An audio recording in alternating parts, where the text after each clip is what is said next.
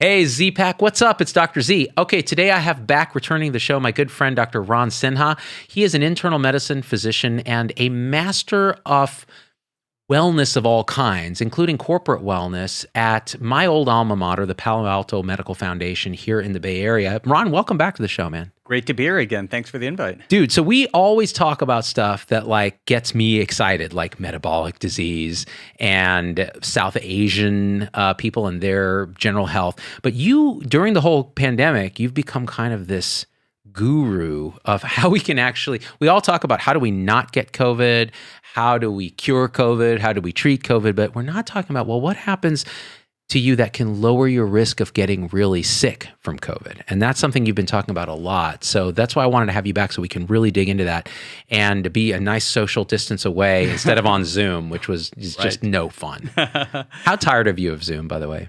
Very tired. That's why I'm here. This is like a vacation for me. So thank you for inviting me to your studio. Yeah, me too. It's like it's really the only reason I still do the show. I'm like whatever, medicine, whatever. But man, I get to see people. It's just great. So tell me how you like to think about this and talk to your patients about this, many of whom are at risk. Yeah, and I never thought that after our last show I'd be back here talking about COVID and lifestyle again. I was hoping it'd be a passing ship. But what I can tell you is since that show till now, and after seeing patients, it's been gratifying because a lot of people that have followed these lifestyle principles and really focused on their own immune system, their own metabolism, they've told me that they've sailed through COVID. Many of them have just gotten the infection and they're like, it was nothing more than just a cold. And this is anecdotal. Again, I don't have a randomized control study to show you that this is truly the fact, but it is incredible to see that people that have prioritized their health, their wellness, their metabolism, their diet, they're really doing super well. So I want to basically bring some of that feedback in terms of what are the key elements, I think, that help people get through COVID-19 in a really eventless sort of way. Yeah, and this is key because so many people have very mild courses. And we're not talking about long haulers and all of that. That may be a different show. But we're talking about people who really, like you said, they sail through it. Right. And if we can optimize people's chances of being that person. Some of it's genetic, right, though? It's not all lifestyle. Exactly. You're right. There's a genetic component, but like with most chronic health conditions, the lifestyle trumps the genetics by so much. So that's what we'll focus on today. And that's important to double down on. The lifestyle trumps genetics. So the genetics aren't a doom statement here. It's not like a predestined thing. You can actually outwit your own genetics by changing lifestyle. Exactly right. Yeah. So let's talk about it. So how are you thinking about this? Teach me how to be safe. So my new way of reframing COVID-19, we know it's an infectious disease, but if you really want to think about how you can literally sail through it, you got to think of it as a metabolic disease. Because really when COVID-19 infects our body, what a lot of people don't realize is it actually changes the way our cells perform metabolism. So as I was thinking about metabolism can be a complicated word, and Z, I was thinking about how do I make this colorful for your audience who loves music and creativity. So I thought back to the summer where there was a song that kept getting played on the radio that I got really tired of, and it was Watermelon Sugar by this Harry Styles guy. So I'd hear it all the time, and then one of my friends sent me the video. I watch a video, I'm like, okay, this is really annoying, but I've got to reframe this in some way where I can take this song that destroys my soul, and I can turn it into a teaching point. Watermelon Sugar. Oh man, now it's going to be stuck in everyone's head. Exactly. And that's the way we're going to make this stick. So brilliant. Last night I went to the grocery store and I brought Did you wear a mask? Of course I did. Yes, all the way. N95, baby. Yeah. All right, here we go. So here we go. This is watermelon right here. Raise it up a little bit. Yep. There it is. You see it? Yeah. So this is a cross-section of a cell. And last time we talked about it being a lung cell, but I'm going to make this an immune cell, a macrophage to be specific. Because our immune cells, just like our muscle cells, actually have their own metabolism.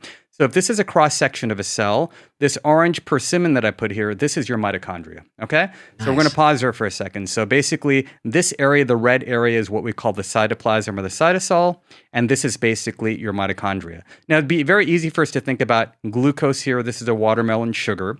And when we think about metabolism, basically what we want to do when we exercise, when we want our immune cells to optimize their performance, is we want them to tap into the mitochondria to produce energy so the cell works and fires at the right level.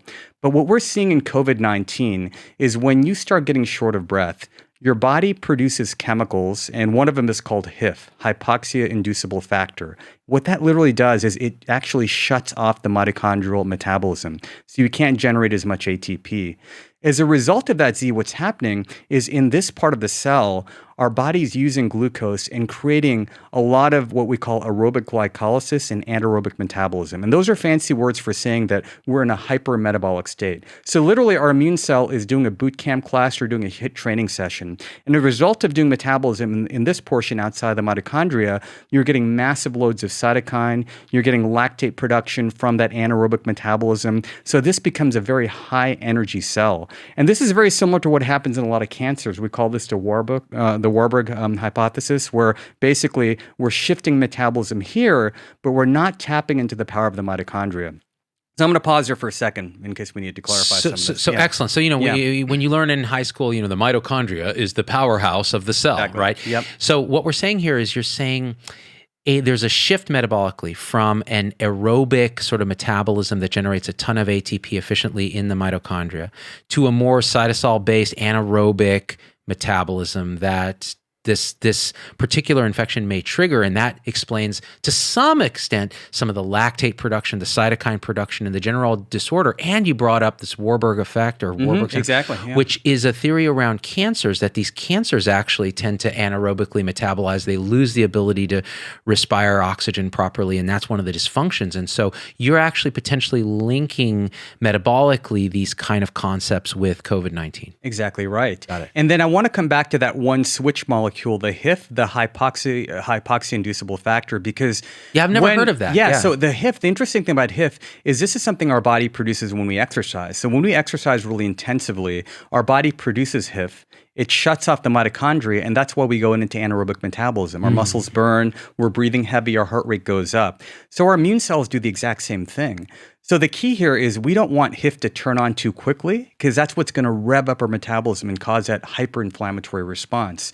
So let's fast forward to somebody who's been sedentary for the last several months, hasn't gotten any exercise. With even minimal physical activity, their body's going to switch on that HIF and shut off this aerobic metabolism of the mitochondria. So that's why I'm kind of linking metabolism at the cellular level to what's happening to people when they become short of breath at the macro level from being inactive. So this is kind of like a couch potato syndrome. So if you're deconditioned aerobically, your tendency to turn on this HIF and go into anaerobic metabolism has a lower threshold. So you're more likely to do that quickly. That's exactly right. Right. Yep. And so the question then becomes, if COVID takes advantage of that pathway to cause havoc, and you're more resistant to activating that pathway through aerobic conditioning, being in better shape, for lack of a better term, you might have a better chance of riding out the disease. That's exactly right. And remember, we talked about before that the lungs are really the primary target. So when you have more aerobic resilience and a more aerobic fitness, that sensation of air hunger, that threshold basically goes up so significantly that you're not going to feel that sensation of hypoxia. You might recall we talked about sort of mask wearing fitness, where you wear a mask and you go out. People that are not very fit, you ask them to walk a quarter of a mile and they feel suffocated. But many of my patients who I've encouraged to just go out and exercise with your mask on, they found that it does not cause as much hypoxia after just a couple of weeks. So their ability to actually exercise in a low oxygen environment, aka wearing a mask, is actually significantly heightened. They're able to do that much better. So my theory based on this is, if they were to get an infection like COVID, it were to affect their lungs, because they've built up that aerobic foundation, they're not going to switch on all these inflammatory signals and molecules that can shift them into this hyperinflammatory metabolic state that we talked about. Do you think there's any, and it brings up the question that I don't know if anyone's looked at this, but like higher altitude, people who are adapted to higher altitudes, like Colorado, et cetera, are they more resistant to? So I love that question. I've been looking for that data. I haven't found it, but you're right. That's exactly the hack. So even before COVID-19, I should have brought it with me. I had a high altitude mask I was using to train, because I found that, I actually didn't have a very strong foundation of aerobic fitness before. I was more of a HIIT type athlete. I did a lot of stop and go type sports, but I found that just by wearing a mask, a high altitude mask, I was able to improve my aerobic fitness much more quickly, exactly by what you said, by mimicking that low altitude or that high altitude environment. Because in that environment, because you've got thinner air, your bone marrow produces more EPO, you produce more red blood cells, so your oxygen delivery capacity goes up. So that's literally what you're trying to do through aerobic fitness, so you don't switch on those dangerous chemicals that shift you over to anaerobic metabolism and, lactate production. So, and last time we talked, we spoke a bit, and this was in the early days of the thing, we spoke a bit about how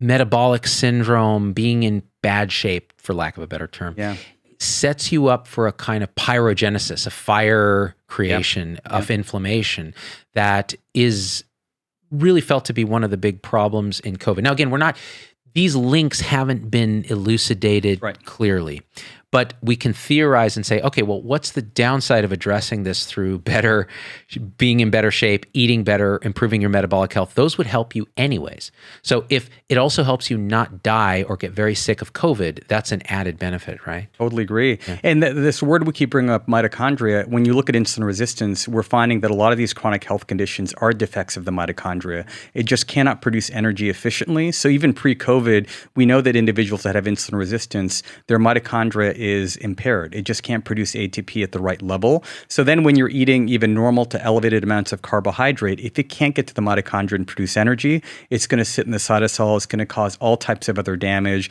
The mitochondria is so pooped out that basically it's producing these toxic radicals that are further damaging the cell and making insulin resistance and inflammation worse. So it's really, you're right, taking that same disease template for cancer, diabetes, and heart disease, and now layering it onto COVID-19, because like you said, there's so much overlap with those conditions in COVID-19. So is this similar to a Jason Fung sort of algorithm where the idea is that we're really just packing a lot of glucose into people that can't use it in their mitochondria, and it's causing this problem? That's right. Yeah. So, I think there has been a lot of focus on the input in terms of how much food are we shoving in our face, throughout the day. And I think that's really important. But I got to say, after doing this work for over a decade, now what I'm finding in a lot of my patients is even though they have clung to fasting, low carbohydrate, ketogenic strategies, I've seen dramatic improvements in their numbers.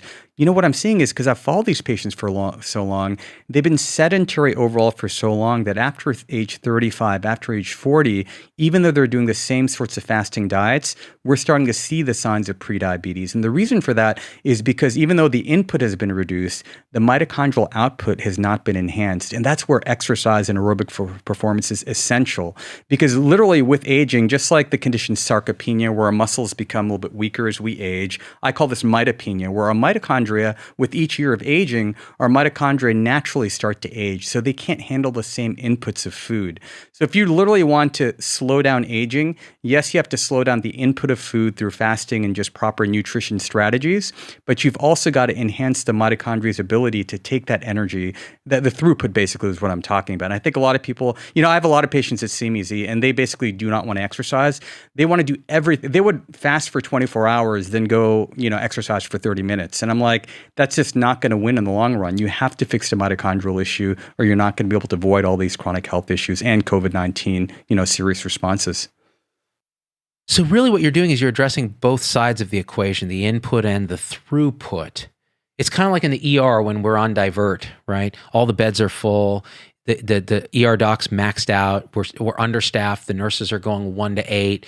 And you just can't process it. And as we get older, the analogy then is our mitochondria are kind of like that. They're like an ER on divert. So either you can improve the amount of patients coming in by decreasing it, changing your diet, right, or you can build another wing or enhance your current wing in your ER. Yep. And you're talking about exercise as a way to do that. And again, this all relates to COVID because, again, mitochondrial function may correlate to the way COVID causes havoc through whether it's inflammation or whether it's the HIF-related energy mismanagement, et cetera. Right. Yeah. So how do you then talk to your patients about exercise? How do we do then, this? When I see patients, and many of them, like I said, have adopted sound nutritional strategies, others have not. This has been a very tough time. People are stressed out. They're baking and they're ordering and they're stress eating a lot, which is understandable. But then I've got to weigh those things. If I have somebody that has been doing the right things from a dietary perspective, but they've become increasingly sedentary, I have labs to see from before and after, and I've seen the trend lines where their glucose numbers are going up, their inflammatory markers are going up. So these are subtle signs to me that their metabolic function is deteriorating despite them doing the right dietary things. So then I have to talk to them about sound exercise strategies. How can we boost that mitochondrial function? In others, unfortunately, some of them are actually exercising more than ever because they're not sitting in cars commuting, they're not traveling on business, the diet hasn't been quite optimized. So their throughput's okay, but they're putting in so much food into the system that we've got really what scientists call this situation is metabolic gridlock. There's like traffic gridlock inside the mitochondria. The mitochondria cannot handle that input. So you're right. You got to balance that input and the throughput as well. But you look at metabolic markers, you take a good history, and you can kind of see where we need to sort of put the emphasis. Ideally on both, but some people that just have to focus on one thing, I try to find out what's the thing that we can optimize first. And one question I wanted to ask you is when you have mismatch, too much in, can't get the throughput, that glucose goes to fat, correct?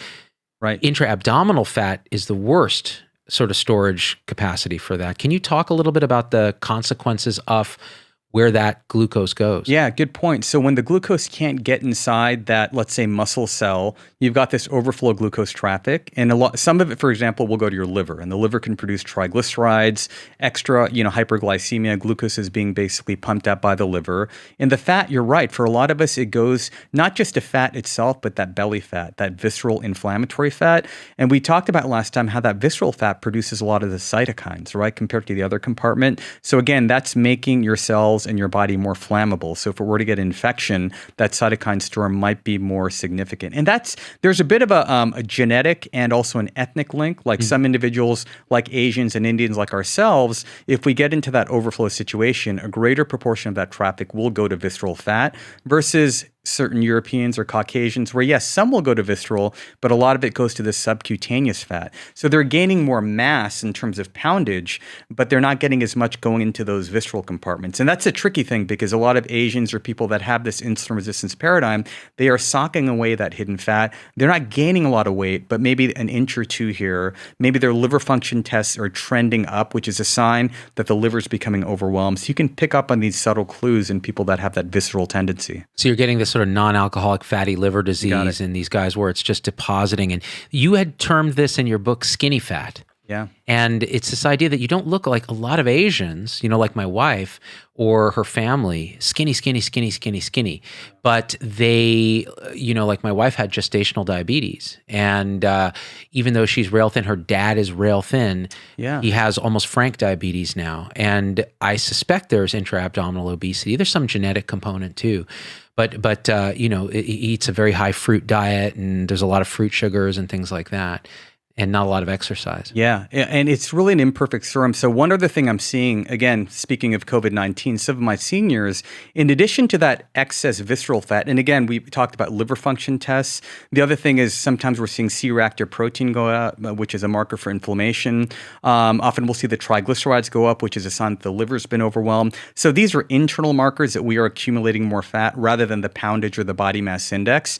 The other thing that I'm seeing just from the excessive inactivity, and I'm seeing this a lot in my seniors, is that they're losing muscle mass, right? And if they're losing muscle mass and strength, again, coming back to mitochondrial throughput, it's an imperfect storm, right? Increased input leading to visceral fat formation. And then you don't have the muscular strength and the physical activity to really burn that energy and get rid of that. And that's something I'm seeing a lot of because people have been so incredibly sedentary during this time. Could there be a component that then would explain the predisposition of COVID to hurt older people in that they have less mitochondrial capacity? I think that's one of many things. As we know, the immune system deteriorates. We talk about mitochondrial function.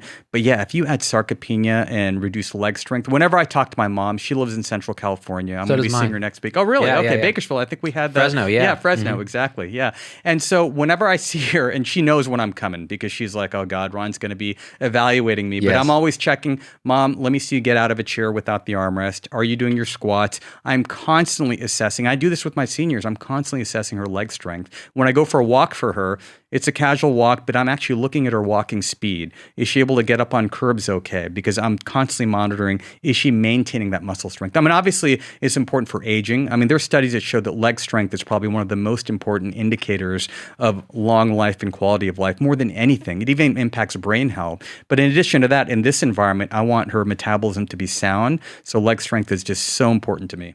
It makes a lot of sense. And I think, again, if you're talking about preparing for the COVID marathon, right? And this is our highest risk population, the sarcopenia, the leg strength, the sort of the ability to do your ADLs too is probably a predictor just in terms of how deconditioned you'll get, what your lung capacity is. But let's talk about now, let's say the average, let's say a 30 to 40-year-old person who has gained the pandemic 5 or 10 and is constantly under some low level of stress, whether it's due to neurosis and worry about the pandemic itself, which is a self-defeating, self-feeding prophecy. There's a lot of cognitive distortion and catastrophizing that we do, and there's cortisol and there's stress. How are you seeing that feed into metabolic disorders that put us more at risk for actually getting ill when we get the disease? Yeah. So, I think there's indirect links because when people are under that cortisol onslaught, they're not making the proper decisions about lifestyle, right? I mean, I know when I'm stressed, I'm not craving broccoli. I don't feel like fasting. You just want to eat everything in front of you. When you're feeling overwhelmed, the last thing you think about is stepping out and exercising. So indirectly it leads to that. But we also know that people that do tend to be in this sort of, storm of emotions, and especially if they're really storing those emotions in their head and ruminating quite a bit, that actually causes an increased immune system response from that. A study that they showed where they actually gave questionnaires to individuals, and they found that one group tended to do more natural cognitive reframing around stressful situations and scenarios versus individuals that are ruminators.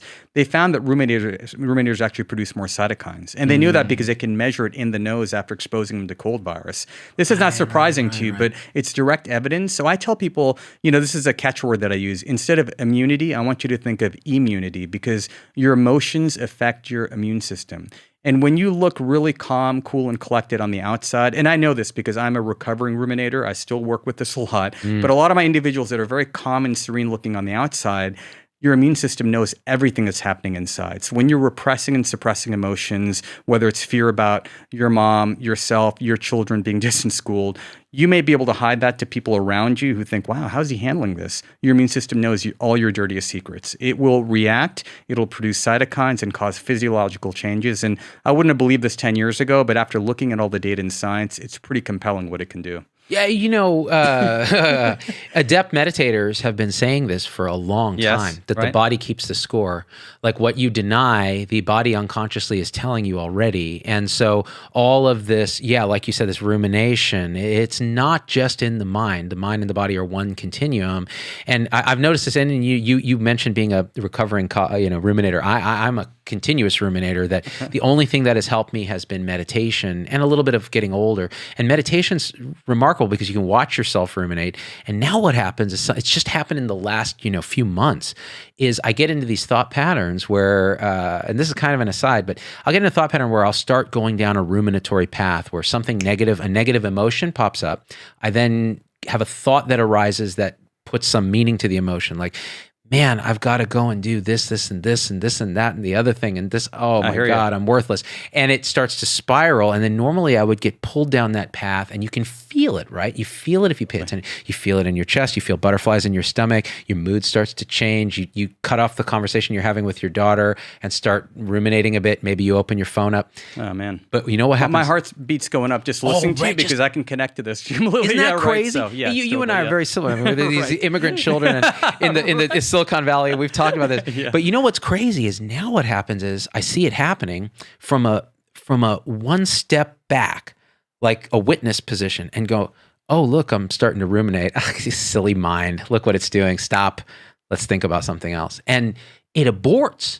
For the first time in my life, I've been able, and I have to attribute that 1,000% to sticking with meditation for the last 8 years, just plodding away at it. And all of a sudden you start to notice the benefits. Yeah, agreed. And you know what? For a lot of the techie companies that I lecture to, as much as I talk about ancient science and meditation, for a lot of people, it's very woo-woo science, right? Yeah. But the good news I have is for a lot of left-brainers, including myself, we have functional MRI studies where they have put individuals through the exact process you're talking about. And they put them through emotional situations. They light up the brain and they can see, is this the emotional part of the brain that's being active or the cognitive, the frontal cortex, the more rational part of the brain? And we definitely want our emotional brain to be active. We're not robots here, but you don't want it to become overactive. And one study I'm going to quote for you, which was compelling to me, was a study done at UCLA by Dr. Matt Lieberman. And they basically used functional MRIs in people that were having stressful situations. And all they asked them to do was write down that thought in, let's say, 2 or 3 words. So we call it thought labeling. And the minute they wrote down that thought, and actually, give me 1 second. Yeah. I have some Post-its here. When Nice. you can take a complex emotion and you can really just write it down in 2 words like that, right? Like really angry, right? Or, extremely jealous, right? So anything, right? Worried about put mom, one up, put one up, put right? one up. Worried about mom or whatever. You know, man. just the physical act of writing down that thought in 2 or 3 words, it literally reduces the activity of the amygdala and the emotional brain, and it basically lights up the frontal cortex. So, you know, we got extremely jealous. You know, whatever you want to write down, just that process, because when you can take right. This is Are you right? So it's incredible. So, you know, as a result of that study, what I started doing, and I got to say, I've been very erratic about this in the past, but for the last few months, I've journaled like nobody's business. When I get up at 2 or 3 in the morning, I go into the closet. I brought my journal here, and it is just full. I'm not going to read my journal to you, but yeah, dear diary. Yeah, Today no, I'm going to see ZDogg MD. I think he's a total hack, but I'm going to pretend to be what nice. a waste of time. Yeah. Yeah, totally. God. No, but really, and I've gotten patients that were naysayers about this to do that. And a lot of times they're perfectionists. They're like, well, I'm not a writer. I'm like, just write everything down that you feel. It is one of the most therapeutic things that you can do. The number of studies out there in journaling are incredible, but I've found that it's helped me sleep better. I can cognitively just focus much better on my tasks. But even if you're like in an office and you don't have access to a journal, just write it down. If you're afraid people are going to look at it, toss it up, tear it up, put it in the shredder, you know, but just get in the act of writing it down. And the reason why writing it down in just a few words works is because you've done a lot of public speaking, right? So when people ask me to give an hour talk on metabolic syndrome, it's pretty easy. But when they ask me to do it in 10 minutes, that's really tough, yeah. right? Mm-hmm. So anytime you take complex emotions and situations and you can synthesize it into just a few words or a couple of sentences, that already turns on that Einstein part of the brain, the frontal cortex, that will automatically tame down the emotional brain. So the writing, whether you have a journal or not, if you can just pencil it down somewhere, some people have told me, can I type it on a computer?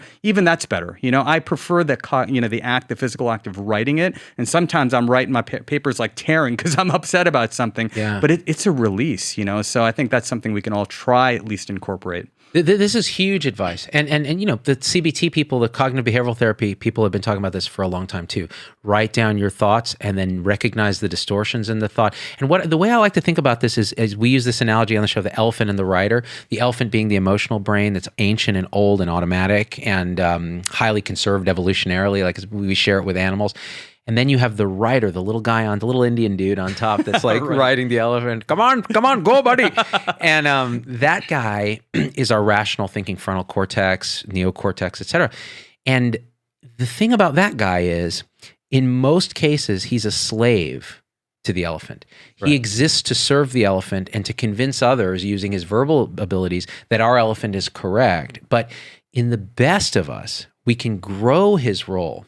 And writing things down, journaling, recognizing cognitive distortions, recognizing when an emotion triggers a dysfunctional thought where the writer starts to spin his wheels and go down these paths that release cytokines and get you COVID. Mm-hmm. Being able to do that allows the writer to grow, our cortical control, like you said, to grow. fMRI data then bears that out. So all of this ancient wisdom collides with modern understanding to give us a framework on, because the real question is, how do we live better? And I think that's a way. We're less anxious, we're happier, we're more connected to our loved ones, we're less likely to die of an inflammatory cytokine storm. Right. I think. And our blood pressure is lower. And I mean, have you seen that bear out in your patients? Yes, thank goodness, yes. I mean, people that are doing these sorts of techniques, and one of the things I tell them is, I know it seems overwhelming to do this, but even if we can do it, especially if you're suffering from sleep issues, if you can do it in the evening, just like a few sentences, a couple of paragraphs before bedtime, writing down these worries and concerns, people do sleep better. And one of the biggest connections I'm seeing with blood pressure is sleep dysfunction.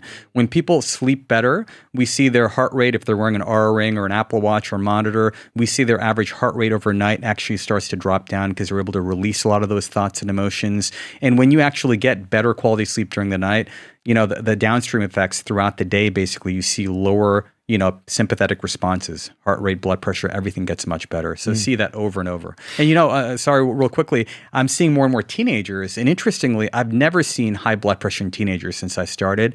We're seeing a rise in that now too. And I'm hearing from pediatricians, and a lot of it is really stress, stress responses like this. So they benefit a lot from being able to release some of that energy before going to bed, even pulling their bedtimes back by an hour. We see incredible responses just from doing that. We've been advocating for letting kids sleep for a long time. And teens tend to go to bed later, which means we ought to be starting school later. That's right. And to some extent, it's been nice that the kids have been homeschooled recently. The only nice thing is that they sleep in a little bit more. True. And so they have that little bit of regulation. So sleep dysfunction. So we talked about a few things that we can practically do. So one thing is journaling, writing down emotions, buy a watermelon and stuff a persimmon in it. This is like a turducken or whatever they call it. Yeah, right? turducken. Yeah, It's a turkey with a duck with a chicken in it. That's right. It's a persimmon with you need a pickle in there somewhere to represent the sarcoplasmic reticulum. There we go. Nice. That's right. But so let's talk about some specific things that our audience can do then to sort of tune themselves up, because now we have this chance. It's a reset 2020. It's like, oh, everything we thought was true about the world has been like deraveled, and the stress and we got to talk about kids in school at some point here. Yeah. But give me some action items. We talked about journaling. What about these sort of, you talked before on our show about breathing exercises. Yeah. How can people start to get active and make that mitochondrial throughput better? Let's start with point. that. So, with the breathing, let's come back to breathing. So we talked about aerobic function and resilience. And definitely when, one simple technique, and it's become very popular because of a book called Breathe that came out by James Nestor. Yeah. And literally the art of nasal breathing has been around for so long. But I've gotten a lot of my patients just to pay attention to how they're breathing when they're in front of screens. So one thing that a lot of people don't realize, and this is something I give in corporate talks, is based on one anecdotal study, about 2/3 of us, when we're in front of a computer and we're composing an email message or we're responding to a message, we stop breathing. So this is an entity some have called email apnea. And it's true. Really? That's right. a thing? Oh, it's incredible. Yeah. So apnea, obviously not breathing. But when you pay attention to how your breathing is when you're looking at text and electronic media, most of us are under breathing or we stop breathing. So what kind of response does that? Yeah, look at you. You've stopped. Your body's not moving at all, is he? Dude, I nearly coded just checking Twitter. I was about to reach across the table. I know, start like pumping on the chest. Right. Now, Yeah. Keith, tell me more about this. If you're spending 12 to 14 hours in front of devices all day and you're literally under breathing, what do you think what kind of signal is that sending to the body, right? Oxygen is the stuff of life. And if we're not getting enough of it to our tissues, that's going to cause a stress response throughout the day. So literally, even if you're looking at that same message, that piece of media, and you can slow down your breathing by doing nasal breathing or just calm that breathing, if you do that, you're going to start seeing that it's not going to affect you as much. It's not going to have the same sort of response. When you exercise, if you can train yourself, even you go for a power walk, you just nasal breathe, it's much more calming afterwards. And as you get fitter and fitter, you'll be able to increase the intensity of your exercise while you're nasal breathing. So that's one thing. The second thing related to breathing, and you totally picked on me for this one, but it is nasal humming. Oh, right? Yeah, that's right. Right?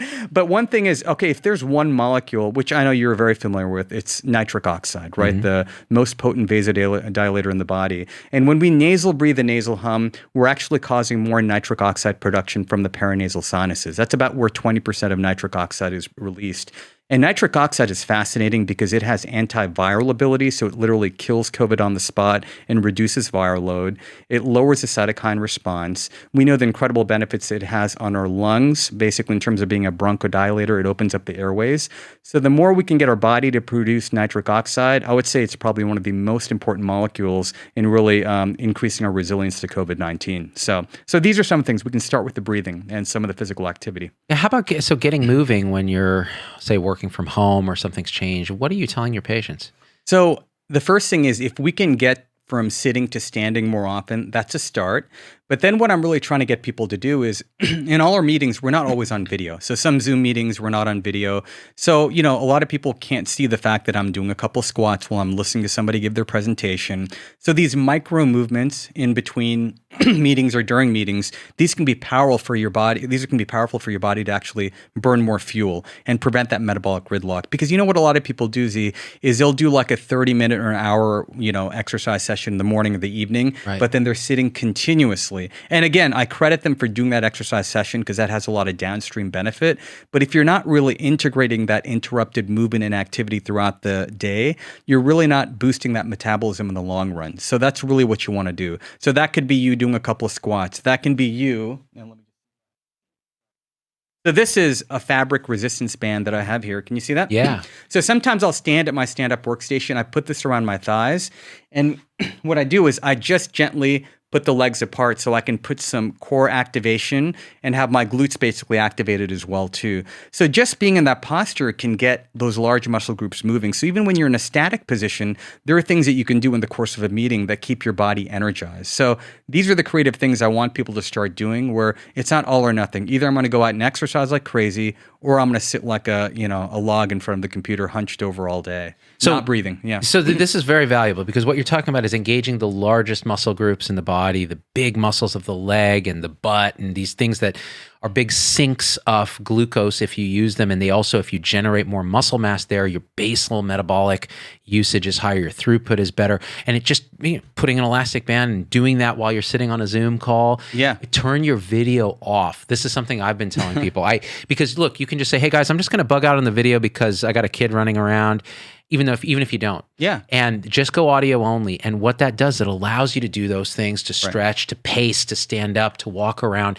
It's the substance of life for me, because I'm so fidgety. I have to do it. But I tell you, because otherwise I might just sit all day. And again, sitting is dangerous. Yeah. We don't teach that enough. And the shift that you'll notice when your metabolism goes up is when your metabolism is slow, it takes a lot of effort for you to actually even stand up. You feel like a pile of bricks. So when I tell people to do this initially, because again, their dietary inputs are too much, they're not used to this, they literally have to set a timer on their phone or their screen to remind them to get up.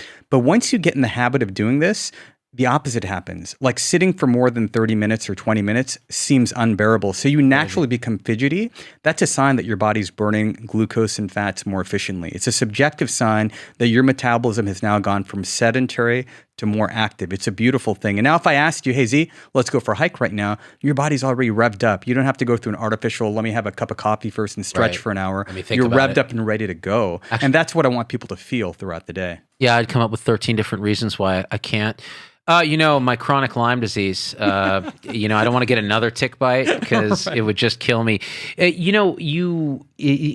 It makes me think, and this is speculation, because you'll give me science and then I'll throw speculation at you, because I'm basically Dr. Oz at this point. We got that on record, yeah.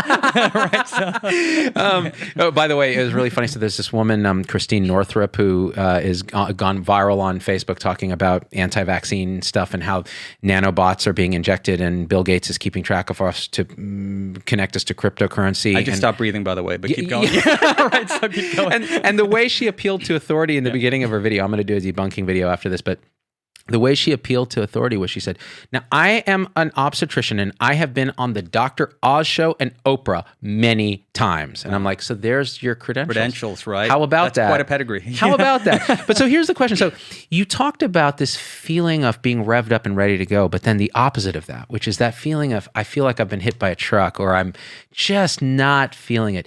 People who get a big viral syndrome with cytokines, like a COVID, have this description. I've been hit by a truck. I'm de-energized. I have muscle aches.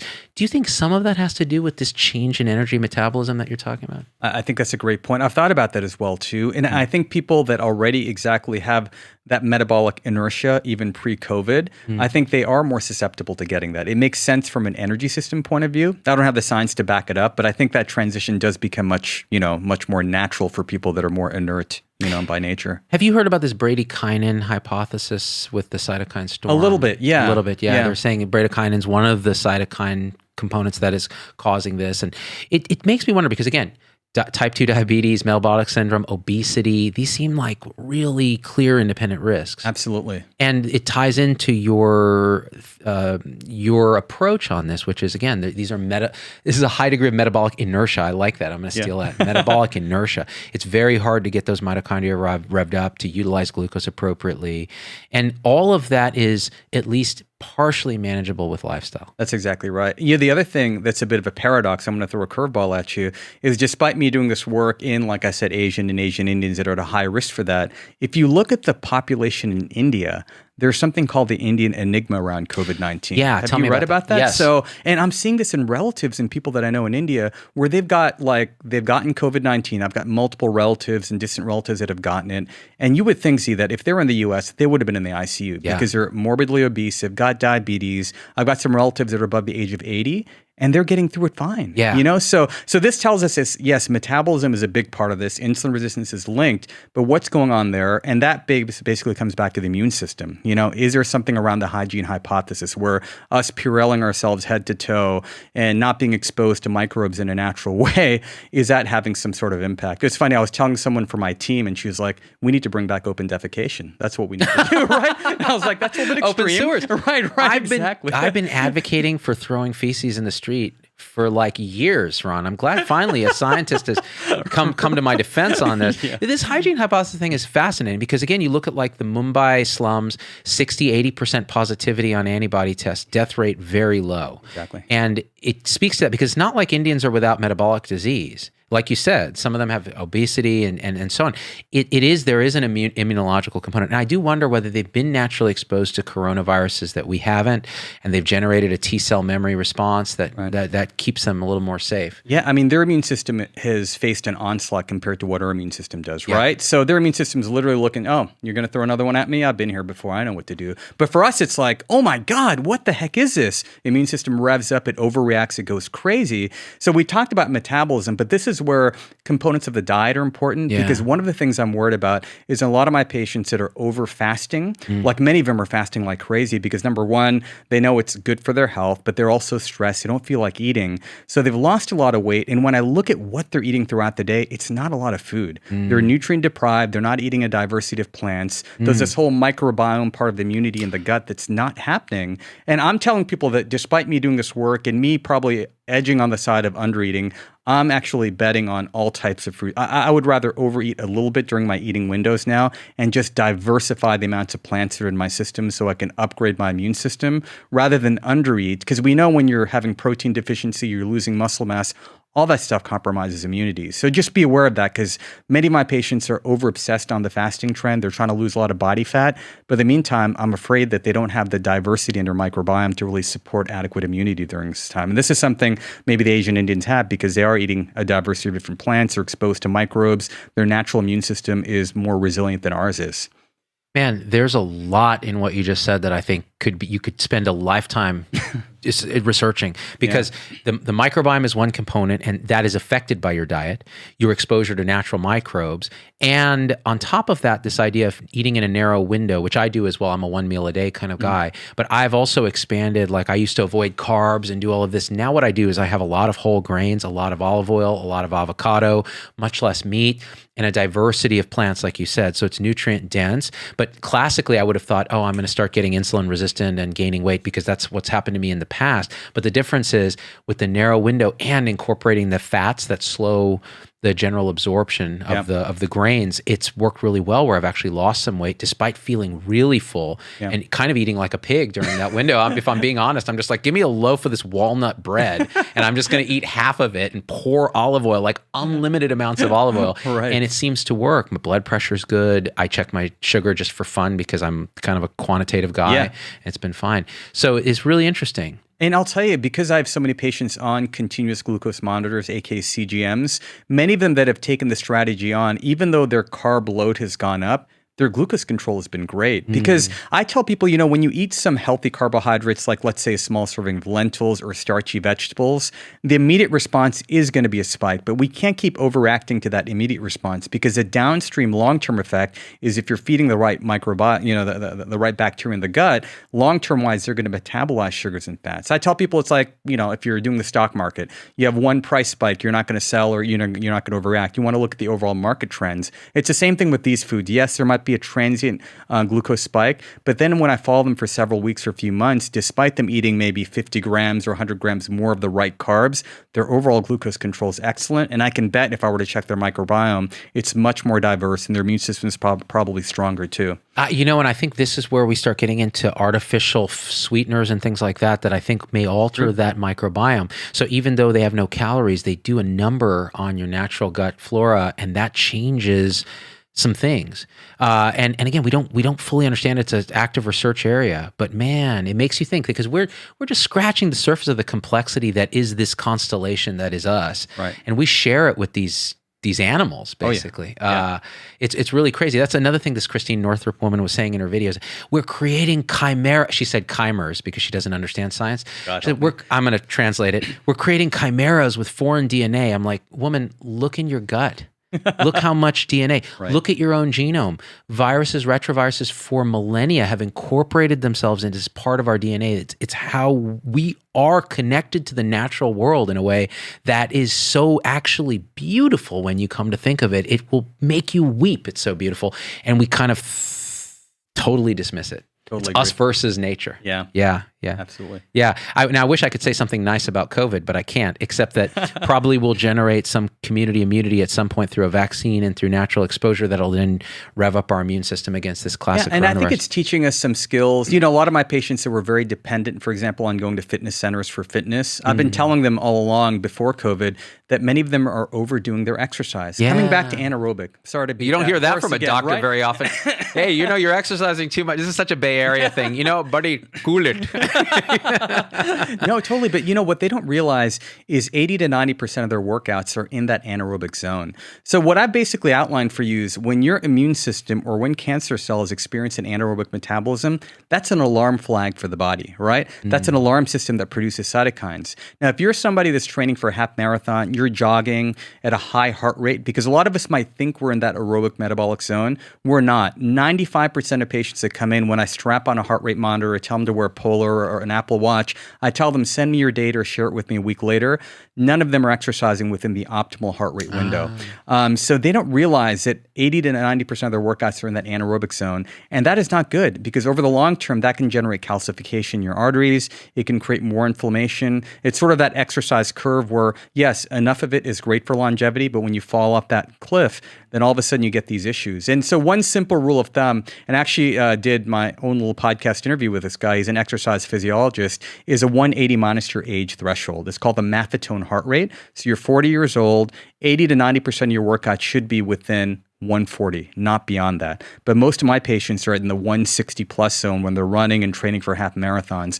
That is such a critical zone, because once you get beyond that zone, you're no longer training the mitochondria. You're really more within the anaerobic window, and that can generate a lot of inflammatory byproducts. How interesting. So, because a lot of times now as I get older, I'm 47, so 180 minus 47, I should be 133. I find that I sit in that pocket when I'm exercising at home on a Stairmaster or a treadmill, but when I get on my bike and I'm climbing hills, I'm 160, 170, and just, it's pounding. Yeah. And I feel good. But it's funny, when I do those exercises for the next few days, I don't feel so good. I love, see, this is why I love, you have so much self-awareness, because when you're in that zone for most of your workouts, the reason we love it is because we're hooked on adrenaline. You can feel good after that. Yeah. But studies have shown that when you're in that zone, for the next 24 to 48 hours, you're going to consume probably 30% more carbohydrates, because literally, again, coming back to watermelon sugar, you're working mostly in the watermelon sugar zone. So if you're burning a lot of sugar, your brain's going to crave that sugar. If you're working more in the mitochondrial zone, you are burning a great mix of a little bit of glucose and a lot of fat, your body fat in particular. So that's why when you do that workout, you're not going to come off that workout and feel like $1,000,000. You're not going to get that adrenaline high. But what I found is that mentally, I'm much more even. I don't feel like eating the entire pantry. You're much more focused, and you're building mitochondrial fitness. And this gentleman that I actually interviewed, he's actually one of the world's greatest endurance athlete trainers. And he said even for his top elite athletes, he always recommends that zone. And it's not like they're compromising performance, because as your mitochondria gets stronger, guess what happens, Z? You're going to become faster and stronger at a heart rate of 130. So if you watch sports, if you watch a soccer match or a basketball game, the fittest athletes at the end, they're barely even breathing. They're like on the mic and they're speaking no problem. Other ones are hunched over. They're probably been anaerobic. Tripoding, Right, they're tripoding, exactly. But that's sort of, and it took me a long time to get used to that, because I was a type A exerciser too. So now when I go for runs, if my heart rate goes up, I'll just switch to walking. I don't need to run the whole 3 miles. I'll mix run and walking. Beautiful thing. I feel so much better about myself, because I tell you, I've been craving that sort of exercise that's slow and low, but I get into like 130-ish. heart rate. And again, I don't feel that rush of adrenaline, but my mood is better. I eat less. All the things you said. How fascinating. Now, so And by the way, can I click on one Yeah. thing? This is my women that were not losing weight pre-COVID. And I told them, listen, sorry to say this to trainers, you need to fire your trainer because your trainer is training you too hard. All you need to do is walk.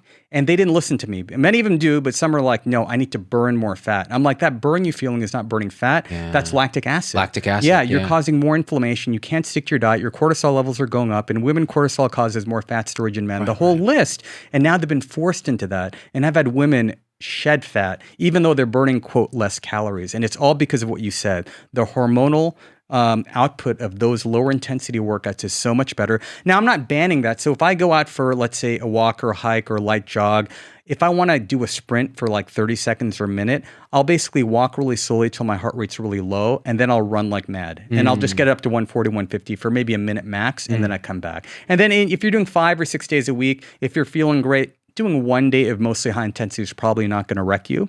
But most people aren't doing that. It's the opposite. They're doing mostly the high intensity and very little of the low intensity fat burning mitochondrial workouts. so useful. This is so useful. So tell me, how about weights? Where does strength training come into this? Strength training is really important. And I think the mistake I made in the beginning when I talked about these muscle parking lots is we got to build stronger, bigger muscle parking lots. So a lot of people kind of emphasized a lot of the weightlifting, but they gave up the cardio as a result of that. Now, it's true that some strength training can build up cardio, but not necessarily. Because I've got some patients, they've been lifting really heavy. They look like this. If you ask them to run a mile, they could barely trot a half mile, right? So I think for me, strength is I want to build adequate functional strength that lets me run faster, jump higher, and be more functional rather than limiting myself with really bulky strength. So a lot of sort of jumping strength, plyometrics, body weight type training. And that's been a shift for me because before I was just trying to lift heavier and heavier weights. Right. But I wasn't doing enough of that. And during COVID-19, I've been teaching people to do that more often. Those are different types of muscle fibers that may not look thick and big, but they're super functional. And they're going to help you age better because if you trip or you lose your footing, those fast twitches are going to help you recover. So that's one thing, is more functional fitness and strength is really key. Bro. Yeah. It sounds to me like you're just making excuses, bro. Do you even lift, bro? Bro. Yeah, we are going to piss off a lot of the bro science people out there. Well, we'll have to go on Brogan's show and, dude, this is super helpful because this is attainable for people. This is Absolutely also attainable for people. Both, right? The low heart Both. rate and this. Both. Yeah. Because, and again, now I'm inspired because I'm like, I was feeling a little bit like a wuss. I just hear my inner Hans and Franz, hey, you little girly man, your heart rate's not 170. Why are you not pushing? Pump up, lift more, lift faster, go. And then you're like, why do I feel like crap? And why am I still fat? I don't understand what's going on. Well, I'll tell you, my number one goal, and I teach it to people, is not to lift stronger, it's to recover as fast as possible. And I was motivated by this because my kids who were juniors in high school, when I'd play basketball, we'd do an intense workout. No matter what we did, they'd have no soreness the next day. And I was like, what the hell? What's going on here? So then I started training myself to recover faster. And it's coming back to what I do during my workday. I'm doing hip openers, I'm doing hamstring stretches, psoas stretches, all this stuff. And now I've gotten myself, Z, where pretty much every day I can go out and do pretty moderately intense workout without having any soreness at all. I felt better than I've ever had before. But before, I was like, every day I'm like going and crushing it. So I felt like every day some muscle group is recovering. And it doesn't have to be that way. So if you work on faster recovery, you're going to feel so much better. And that's also lower overall inflammation, which means less injury, less cytokines, less all of this stuff. And that's really what we should be aiming for. Less risk for COVID-19 complications. That's right. Which is where it all started. Man, that's dope. I like that. I want you to be my doctor. Actually, I need a damn doctor because, since I left Vegas, I'm going to have you do my serial LDLs and all this that I used to do just for fun, just to make myself neurotic, Well, what will eating this do to my LDL? And of course, as you know, LDL just fluctuating constantly. Right. Like it's not like a one-time, like it's not a function of, hey, my LDL is 100. No, Exactly. It was 105 minutes ago. That's right. It's a very dynamic picture. One way, I think we talked about a bunch of various areas, but one way I want to stitch all these concepts together is we talked about metabolic, we talked about musculoskeletal, we talked about mental health too, right? We covered a lot here. One way you want to think about this, and I don't want to get all woo on you, but think of these as energy systems. And many of us have trapped energy systems, okay? So when we talk about metabolic, we talked about how energy is stuck inside our cells. How do we unstick that? We basically improve our diet and we do more of the right type of physical activity. That's going to get our metabolism flowing again, right? Musculoskeletal, a lot of us are trapped in this position all day. We're not moving. We get a lot of muscle tension, and muscle tension works in both directions. When your muscles are tense, your mind is more tense. You relax the muscles, the mind can free itself too. That's the whole technique of PMR, progressive muscle relaxation, is, if you can't outthink your way out of stress, at least get the muscles relaxed, and then you can sort of think through it then. So we're talking about releasing the muscles too. And lastly, we talk about mental health. And what is rumination? I tell people it's emotional constipation, right? You've got thoughts that are trapped inside your head. But now we talked about writing them down, doing the third person reframing where you're watching that crazy Netflix movie inside your head. That's getting that energy moving along too. So throughout your day, think about those three pillars. Some days my mind's in the right zone, but I know metabolically I'm not doing the right things. I need to get moving more, or my muscles have been fixed in front of the computer. Let me fix that in some way. If you can some way and some days just think about those 3 M's and try to, get unstuck, you're going to feel much better. And those of us that are grappling with our thoughts, maybe you just need to focus on the muscles and the metabolism first. Then all of a sudden you'll see a world of difference with how you process those emotions. So a couple of closing thoughts there. Ron, I'm just going to start calling you Brown Morpheus. That was awesome. God help me. That was awesome. That was exactly how we should think about it, as a body, as a kind of flowing dynamic system. And it can come off as woo-woo unless you look at it from a system standpoint and go, but yeah, there is a flow of capacity. The body is a dynamic thing. There's a Japanese author, Haruki Murakami, who I've been a big fan of, and he has a book called The Wind-Up Bird Chronicle, and it's about a 30-something-year-old dude who's alienated, and he's like, his wife disappears, and all this stuff happens to him, and it's written in a magical realism style, so there's a little weird magic I'm in gonna there. check that out. Yeah, very cool. But he uses this analogy, which I think is big in Buddhist circles, especially in Japan, of this blockage. Like, this character was experiencing a blockage. And the way he opens it up is he goes on this quest internally where he's in the bottom of a well and he's reliving Manchuria and all this crazy stuff's happening. And suddenly he opens by the end of the book and the river starts flowing again. Oh, that sounds beautiful. It's really beautiful. And it makes you think of all the things you're talking about. There's a physical opening, an emotional opening, a spiritual opening. There's a dynamic constellation that we are. It is. As much as I used to maybe 10 or 12 years ago kind of criticize the woo-woo approach, the interesting thing is the woo-woo approach is way ahead of science. Yeah. And it's almost like you need somebody with an MD, PhD, to call fasting autophagy for it to be accepted, right? That's true. It's you need to relabel. You need Peter Attia, you need to use right. mitochondria. And I'm like, these people are thousands of years ahead of us. So maybe because I'm turning 50 next year, but I'm really starting to think I'm going to stop going crazy on the research of today and just follow my intuition and try to learn from these people that didn't have internet, have podcasts to listen from. They just knew based on their inner intuition. And as much as I like to track my data a lot too, sometimes you've just got to unstrap that stuff and just rely on intuition, because I think that's something that's eroding with all the technology we're strapping to ourselves right now.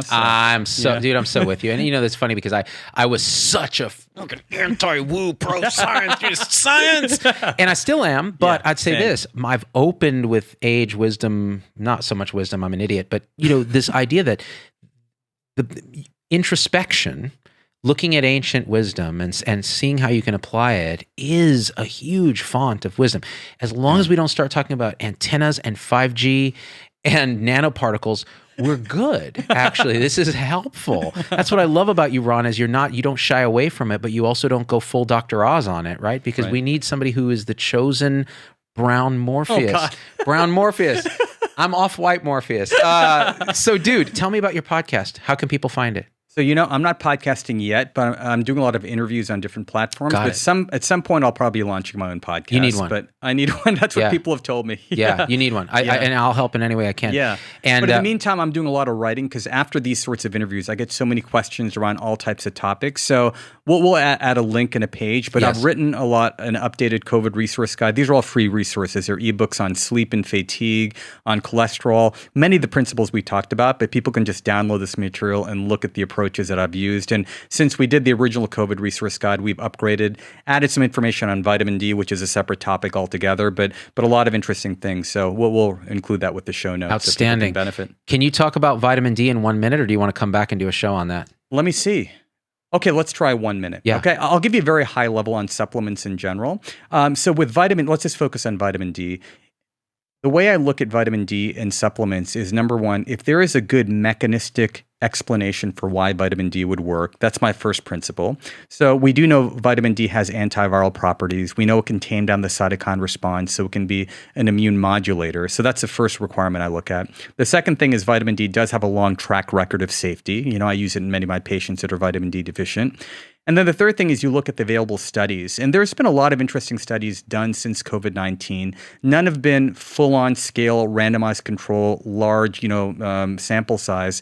But there have been enough studies that we've looked at now that show a fairly strong case for individuals that are repleted with vitamin D tend to get lesser infection. So the risk of infection is probably 2 times greater if their vitamin D is deficient. When they do get infected, it looks like the complications, the severity, and the mortality tend to go up as well. So there's enough anecdotal stuff, nothing that I'm jumping up and down about, but enough anecdotal stuff out there where I think it's reasonable to take vitamin D as a supplemental strategy. And good old Dr. Fauci recommends it too. So there's a little bit of good validation there. But there we go. Thank you, Dr. Fauci, for being so open-minded. Take vitamin D, PRN. Now, the confounders, there's multiple confounders because we know obese individuals tend to have lower vitamin D because the fat acts as a vitamin D trap. Skin tone, African Americans, Latinos who are suffering a lot from COVID-19 mortality, they're not going to absorb as much vitamin D. They tend to have lower vitamin D levels. So there's confounding agents out there. And I don't want people to think that vitamin D is a miracle pill, that if we give this to all high-risk populations, they're not going to die from COVID-19. I also worry about the overall message of these studies because some people think that, hey, I don't need to improve my metabolic function and do all the things we talked about. Give me a pill. I'll pop a couple of pills and I'll be good to go. Heck no. I have not seen that pan out, but I think it's interesting enough where it's a reasonable supplement strategy. It's interesting. I'm going to take away this 1 minute limit because now I'm really interested in this. And even though we're going to go a little over an hour, that's okay. Because many people have talked about vitamin D. Many people have talked about supplementation. Vitamin D, in my mind, is very interesting because, again, we do have quite a bit of deficiency. And again, the safety of repletion doesn't seem to be unsafe to do it. The studies have been más o menos, and correlation causation is always That's exactly right. the struggle. But there is that, like you said, darker pigmented populations seem to do worse and they have lower vitamin D levels, I think. I think that's what the data was showing. Right. So is there a downside? What type of vitamin D would you replete your patients with if they were deficient? Yeah, so it would be vitamin D3. And typically the standard doses that they recommend are usually not sufficient for general population, especially if you have my skin tone or your skin tone and darker. For most individuals, even if they didn't have easy access to getting levels checked, probably taking 2,000 international units daily would be reasonable. Yeah. But for individuals that have a significant history of deficiency, they've got darker skin, they might need more, between 4,000 to 5,000. But talk to your doctors if you need to confirm. But I think it's a reasonable strategy to use. Tell me about sun exposure. Yeah, so sun exposure is another great way to get it, but now we're hitting the winter season, so I think that's going to be more and more limited. But, for most people, if they want to get adequate vitamin D exposure from sunlight, we call it burn time. So whatever time it would take you for your skin to turn red and burn, you take half the burn time and you dose it 2 to 3 times a week. That's what you would need. But you need it over your overall surfaces, right? It can't just be in a long sleeve shirt and just through your face. It's got to be good, exposure, short sleeve shirt, shorts. And these things are really not going to be tenable in the upcoming winter months. So I think getting sun exposure, regardless, whenever possible, is good for us because it releases endorphins from our skin that make us feel better. It actually increases the release of, again, nitric oxide too. UVA rays actually elevate that. So I think there's a lot of good reasons for us to get more sun exposure, but it's not going to probably amp up vitamin D, especially given the upcoming winter. How do you reconcile that with the thousands of dermatologists that are going to message us angrily right now? I know they're going to message us angrily, but I'm going to angrily retort back that the guidelines that are set by dermatologists, unfortunately, are not culturally stratified. So I have patients of my skin tone and darker that have single-digit vitamin D levels, and there's established amounts of research that show that very low vitamin D levels are linked to solid tumors. So as much as we're worried about skin cancer risk, what about all those other risks that are happening? I have not yet to date met a South Asian person that has had skin cancer, but I've seen plenty of them with solid tumors, insulin resistance. A lot lot of things that are connected to severe vitamin D deficiency. So I think we have to take those standard guidelines, and I know those are well-meaning, but we have to tailor it to individual ethnic groups if we're going to do the right thing. How do you feel about sunscreen in general? So sunscreen, I think, makes sense. Again, to put it over your face, because that's not going to be a major, surface area where we're going to be absorbing a lot of harmful, vitamin D rays, or it's not going to be, a vitamin D producing area necessarily. So that's fine. But you'll then wrinkle and you can you'll potentially wrinkle, get so you're lesions, basically preventing the aging. But then again, you got to look at your skin type, your family history. So for some individuals, they've got to use reasonable amounts. But for someone like me, I'm going to use some just to prevent from burning. Right. But I'm not as concerned about that. I'm using it as more of a metabolic strategy, an anti-solid cancer strategy based on some of the studies out there. Yeah, interesting. This has been a change for me. So I used to just sunscreen everything up, and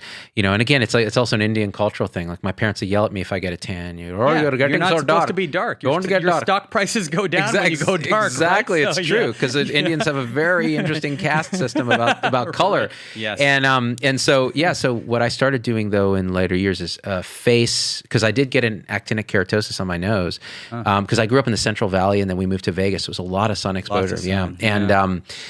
But having no hair, so now I use a light sunscreen every day on the face and head, but arms and legs I keep generally exposed. And I find I don't burn, but you're right, it feels good to be out in the sun. And I haven't checked the vitamin D level lately, but since you're going to be my doctor now, right? You're not even taking new patients. I'm like, yeah.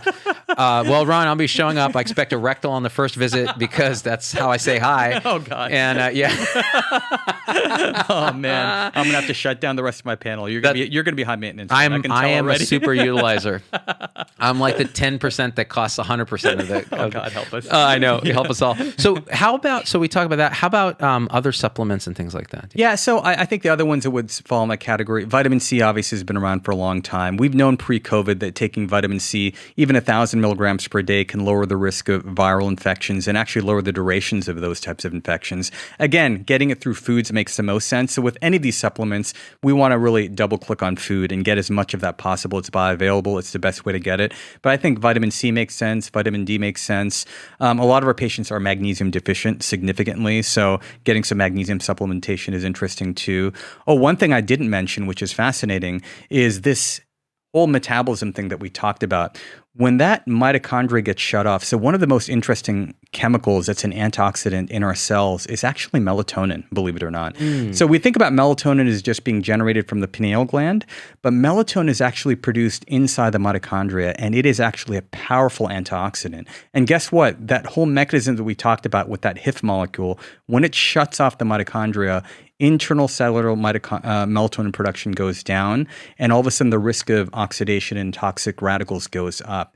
So that's another one. So they're doing studies on melatonin with as COVID. Being, for COVID-19. I saw that and I couldn't figure out what the angle was. So that because I didn't dig into it. That's interesting. It's that antioxidant, anti-inflammatory, ability that it has. Again, it all ties into this web of what all this is. One thing I wanted to go back on, now that we're going to just go a little deeper, is if that's okay with you. Yeah. We talked about hygiene hypothesis being exposed to natural filth. There are a lot of people who are anti-mask wearers who have said that we're reducing our exposure to natural, stuff, and therefore we're harming our immune system. How do you think about that? Well, we have to think about our current situation now versus sort of the larger picture of, boosting our immune system health. Right now, we're in a situation where we have to keep ourselves and the people around us safe. And the masks are the best proven strategy for doing that. So again, although there might be a little bit of science behind that hypothesis, I think in our current environment, it just goes out the window. We've seen the data around the world where masks clearly are having an impact on incidence and in many cases severity of COVID-19 outcomes. So we've got to stick to masks for now until we see science that shows otherwise. Got it. Yeah. And I'm thinking if there's any other stuff that people talk about. So they always are talking about vitamin D. They're talking about masks. They're talking about other things. I think we covered a lot. We did quite a bit. Yeah. So one last thing I'll finish with is because a lot of my people keep asking me, how do I get nitric oxide up naturally? We talked about breathing. We talked about the nasal humming. Exercise is still the best way that you can elevate nitric oxide levels. And there are certain foods that can actually elevate it. So One of them is this. So interestingly, nitric oxide is a blood. So there is red fruits. So things like watermelon can elevate it. Dark, deep colored berries. Beets are another important thing that can raise nitric oxide levels. So now in the fall, look for a lot of reds and orange type foods too. These can actually elevate our nitric oxide production. And also keep in mind that this is actually valid science, that antibacterial mouthwash can actually limit our production of nitric oxide because it kills the bacteria that actually reduce nitrates. And I learned this from my good friend, Dr. Mark Berhena, who's an incredible dentist. He's on AskTheDentist.com. And there's multiple studies that show that antibacterial mouthwash limits our ability to produce nitric oxide. So Interesting. So all those popular mouthwashes, scrap them, especially during this time. So. Once again, we're thinking about that symbiotic relationship That's between right. us and those organisms that You live got with it. us, and not everything is pathologic. How's your patient population holding up in general? How are you holding up in general? I'm doing okay. And, interestingly, a lot of my patients, this is all about reframing. Like, a lot of them, they felt suffocated in the beginning, but they found ways to adapt. They found coping mechanisms. And for many of them, I think they found extra time that they didn't have in their schedule, including kids and teens. Like we've talked about the emotional impact on kids and teens. It's been hard. But, on the other hand, there have been a lot of teens that are actually thriving in this environment. I've heard about, for example, teenage girls that say that, you know what? I don't have the stress of thinking about what I have to wear to school and how people are judging me. I can just get up and go, So there are things, obviously this is not a long-term healthy environment, but we got to find the things that we can hold on to. What are the skills that our kids can learn that they weren't able to learn in a traditional environment? Resilience is one of them, right? Yeah. You can talk about resilience all you want, but now they're having to learn resilience in a real-life pandemic environment. So I acknowledge all the challenges we're facing, but I also don't want to catastrophize it so much that our kids are, overfeeling that this is traumatic. I'm not going to get through this. We don't want to create fragility. That's right. We want to create anti-fragility. That's They right. get stronger from this and they're growing from this. Yeah, I was just talking to my daughter about this. She's 12 and almost going on 13 next month, and middle schooler, 7th grade. And every day I comment, I'm like, wow, you've managed to dress down yet one more level. Like, basically a garbage bag and some pajamas, and just turns on the Zoom and goes. And What kind of hairstyle does she have going on? Oh, my it's- boys look like the Beatles right now. it's Hermione from Oh yeah, yeah, from I Harry remember Potter. that. It's just a big bush of like afro hair, and I told her, I go, you must really enjoy not having to be in person school, and she's like, no, I would go to school like this every day now. Like, this is who I am, Dad. I'm this. And I said, good for you, man. Right, that's and cool. she's not getting the pressure back from people making comments about why are you wearing a garbage bag to school? And, and it's great. And, that's a great thing. What's your take on schools in general? Do you think we're doing our kids a disservice? What do you think's happening here? It's a delicate balance, but I think we've gotten to the point, everything around COVID-19 is a risk-balance ratio, right? So I think we've gotten to the point where we have to be very strategic, and we have to err on the side of opening the schools up if there's adequate science to show that it's safe enough. Because now we're really at a point where, the long-term manifestations of this and the impact on kids, it can't be good, right? Yeah. And, in my own kids, even though they tend to be fine in this environment, I think there's so many natural things that we took for granted. No matter how stressful of a situation we had at home, school was sort of a buffer insulation away from that. And a lot of kids, unfortunately, experience a lot of chronic stress in that home environment, whether it's domestic issues or parents that are type A that are hovering over them 24/7 now, watching everything. So I think we have to have a safe approach to this, but it makes a lot of sense for schools to gradually start opening up when they can, if they can. Yeah, and it's not a black and white thing. It's People not black seem and to white. think it's a binary switch. It's really not, and it depends on the prevalence in the community too. It's going to be very hard to open up in a community where things are surging everywhere. Absolutely. And there's a general level of fear that's quite high, regardless of whatever the data shows on kids. And younger kids seem to be less problematic than the older ones. And colleges seem to be more of an incubation chamber. Which, why are we surprised? I mean, I remember college. Like, come on, dude. So, man, Ron, so we'll put links to all your stuff. That's great. People can learn more about everything you're talking about, from nasal humming all the way up to, Watermelon sugar. Watermelon sugar. Right, so, yeah. That's right. Perianal melatonin production, or whatever you were talking about.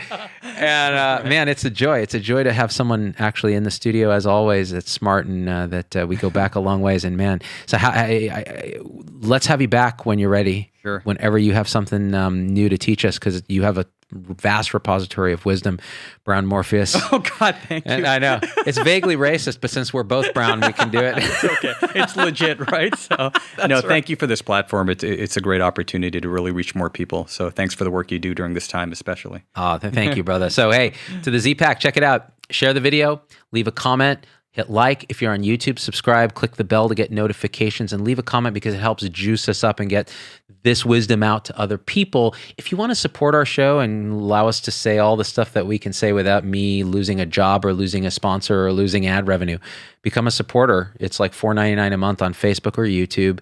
You get a sort of super secret tribe of people where I may even play my guitar on the show, which is creepy and self-indulgent. But it really is a wonderful group of self-selecting people that get together and have a good time and learn from each other and are nice to each other, even though they have different political beliefs, which is unheard of these days on the internet. So I love you guys, and we are out. Thanks, Ron. Thank you. Peace. Take care. Yo, did you think that was dope? Hey, become a subscriber. Click the subscribe button. Then right to the right of his little bell. Hit that bell. Booyah! You get notifications. Never miss any of our stuff. I love you guys. We out.